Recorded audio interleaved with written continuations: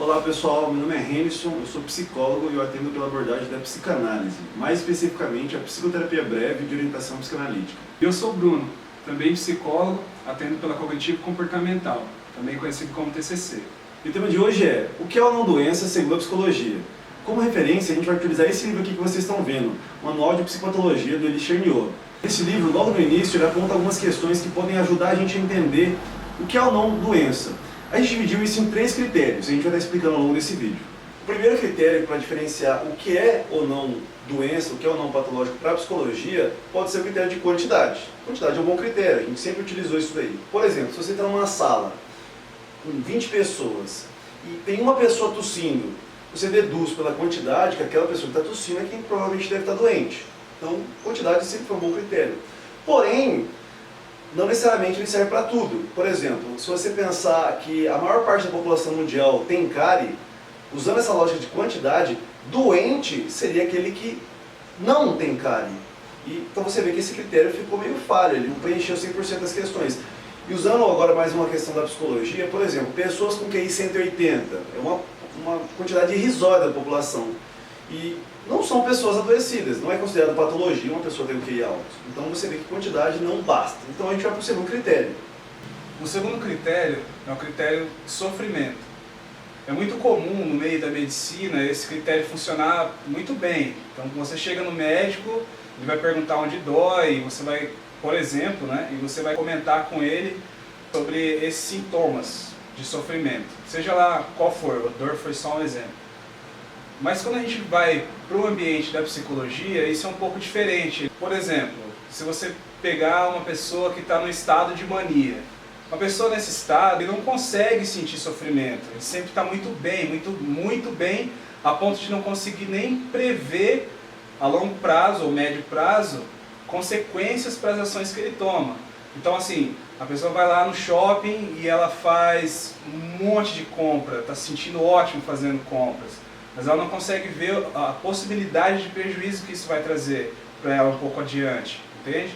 Até mesmo a pessoa pode estar tão bem, tão cheia de si, que ela não vai se preocupar com uma ameaça próxima.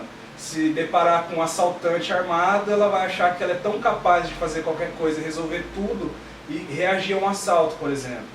Então esse critério de sofrimento, ele não ajuda você, na psicologia pelo menos, eu não sou médico, não posso falar pelos médicos, mas ele não consegue satisfazer o suficiente um critério para você separar o que é patológico e o que não é.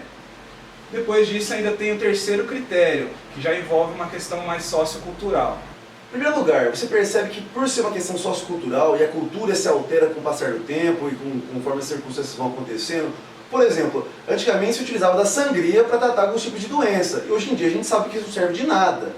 Para a psicologia, existem algumas questões que antes eram tratadas como doença e hoje já não são mais tratadas, como por exemplo a própria homossexualidade.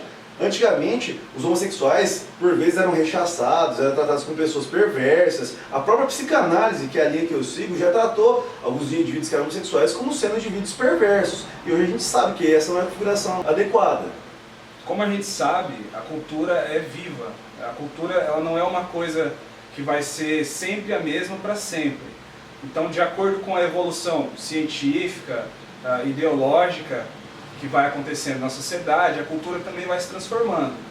Uma coisa interessante que a gente pode usar para ilustrar da nossa cultura mesmo, aliás, aproveitando a data que a gente está agora, que é a época do carnaval, se você pegar uma pessoa lá fantasiada no carnaval do Rio de Janeiro, pensar ela daquele ambiente e colocar numa cultura onde o carnaval não é tradicional, não é costume, ela vai parecer totalmente anormal nesse âmbito. E muito provavelmente vai ser taxada como louca. Exato. Então esse é mais um critério que ele pode atender até certo ponto, mas também não serve para categorizar exatamente o que é patológico e o que não é. Por isso que é importante tomar muito cuidado na hora de categorizar as pessoas. Você vê que o processo de psicodiagnóstico é complexo, ele leva em consideração vários fatores. Então, na dúvida, procure um profissional da área.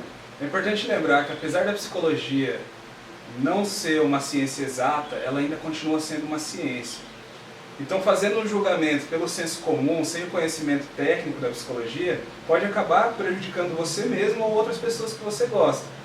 Então, retomando o que o Renison falou, procure um profissional, faça uma avaliação com uma pessoa que sabe o que está fazendo. Esse é o jeito certo de fazer. É isso aí. Se vocês gostaram, continuem acompanhando o nosso canal e o próximo vídeo vai ser sobre o tema luto. A gente vai estar discutindo algumas questões. Se inscreva no nosso canal, compartilhe esse vídeo se você gostou e acompanhe a gente sempre. Tchau, tchau.